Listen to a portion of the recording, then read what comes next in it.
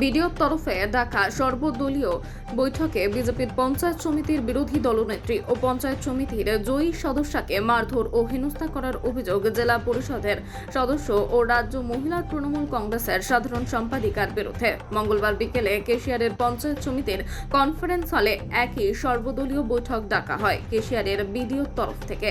মূলত এই দিনের বৈঠক অর্থ তহবিলের বৈঠক ছিল বলে জানা গেছে সূত্র মারফত। আর এই বৈঠকে উপস্থিত হয়েছিলেন পঞ্চায়েত সমিতির সদস্য ও কেশিয়ারি বিজেপি দক্ষিণ মণ্ডলের সভানেত্রী মৌমিতা সিং। তিনি উপস্থিত হলেই তার উপর চড়াও হয় পঞ্চায়েত সমিতির কর্মাধ্যক্ষরা সহ জেলা পরিষদের সদস্য কল্পনা শেঠ। এমনই অভিযোগ বিরোধী দলনেত্রীর। তাকে মারধর ও তার কাপড় টেনে হেনস্থা করার অভিযোগ তোলেন বিজেপির সভানেত্রী। দফায় দফায় দুবার ধরে তার উপর চড়াও হন বলে জানিয়েছেন তিনি। সারা বিডিও অফিস চত্বর দৌড় করিয়ে তাকে মারধর করা হয় বলে এমনই অভিযোগ তোলেন বিজেপির সভানেত্রী। ঘটনা ঘটার 2 ঘন্টা পেরিয়ে গেলেও তার মেডিকেলের কোনো ব্যবস্থা না করে তাকে বসিয়ে রাখা হয়েছে বিডিওর তরফ থেকে, এমনটাই অভিযোগ করেন এদিন বিজেপি নেত্রী। তারপর সন্ধ্যা নাগাদ তাকে মেদিনীপুর মেডিকেল কলেজে আনা হয়েছে চিকিৎসার জন্য।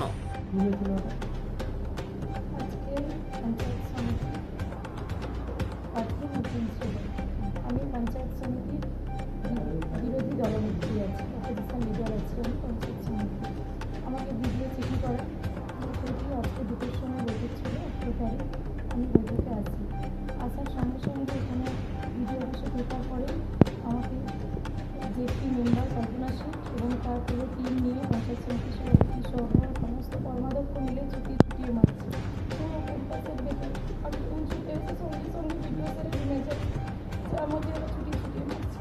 এবং উনি জানি না আইসিকে ফোন করলেন কী করলেন বলতে পারবো না, আমাকে বললেন আপনি বসুন আমি দেখছি। তারপরে বললেন যে ঠিক আছে মিটিং হবে, সেই অবস্থায় মিটিং হলে গেলাম। মিটিং হলেও ওনারা আমাকে ঢুকতে দেননি। মিটিং হল থেকে মিটিংয়ে ঢুকেছে, ওরা মিটিং না করে মিটিং থেকে বেরিয়ে এসছে। ভিডিও স্যারও মিটিং হল থেকে বেরিয়ে এলেন। আমি মিটিং হল থেকে বেরিয়েছি, আমাকে আবার ধরেছে ওখান থেকে।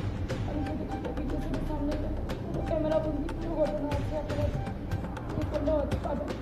এরা আমাকে খুলে মুটি ধরে মেরেছে, শাড়ি আমার গোটা ছিঁড়ে দিচ্ছে, খুলে দিচ্ছে। সবাই মিলে পঞ্চায়েত সমিতির সভাপতি সহ কল্পনা সিং কর্মাধ্যক্ষ সবাই রাজু গোস্বামী বলছে আমার হাত থেকে মুছে দেবেন। আমি বলছি আমার হাতটা ভাঙা আছে, এটা আমার হাতটা খুব যন্ত্রণা, আমার হাতটা টানবে না, কী করতাম।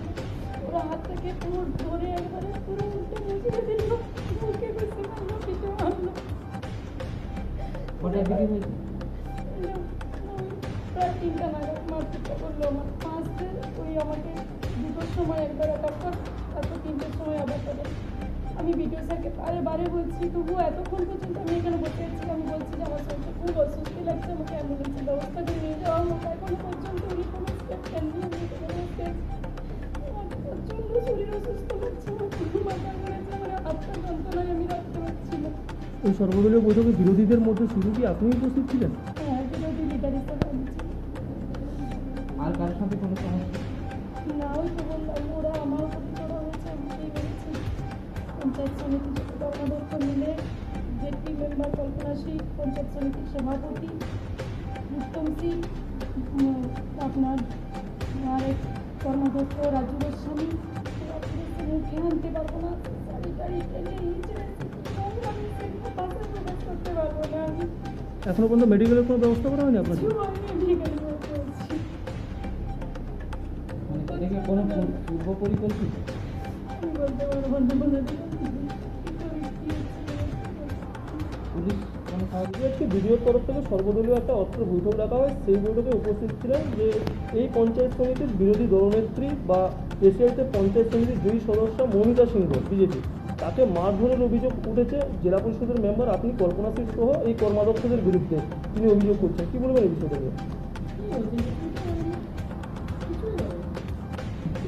ওনার নাটক করছে, যেহেতু পশ্চিমবাংলায় দেখেছে আমাদের দাদা অভিষেক বন্দ্যোপাধ্যায়, আমাদের দিদি মমতা বন্দ্যোপাধ্যায় যে আসানসোলটা বলেছিলেন সেই আসানসোলটা আমাদের হয়ে গেছে। এবং সন্দেশখালি নিয়ে যে নাটক করছিলেন আরেক বিরোধী দলনেতা উনিও দেখে নিয়েছেন, আপনারাও জানেন সন্দেশখালিতে তার পক্ষে মানুষ রায় দিয়েছে। তো কেশারিতে ওরা কোথাও কিছু খুঁজে পাচ্ছে না, কোথাও কিছু নেই। সুন্দরভাবে পঞ্চায়েত সমিতি থেকে জেলা পরিষদ থেকে সুন্দরভাবে কেশারি মানে কি দল মানুষ ভুলেই যাচ্ছে আস্তে আস্তে। সেই জন্য মানুষকে মনে করিয়ে দিতে চায় যে বিজেপি আমি আছি। কে মৌমিতা, কে চেনে ওকে? ও আপনাদের মাধ্যমে মিডিয়া ফুটেজ নিয়ে মানুষকে পরিচিতি লাভ করার জন্য এই প্রয়াসটা, কিছুই হয়নি। মিটিংয়ের মতন হয়েছে, কিছুই হয়নি।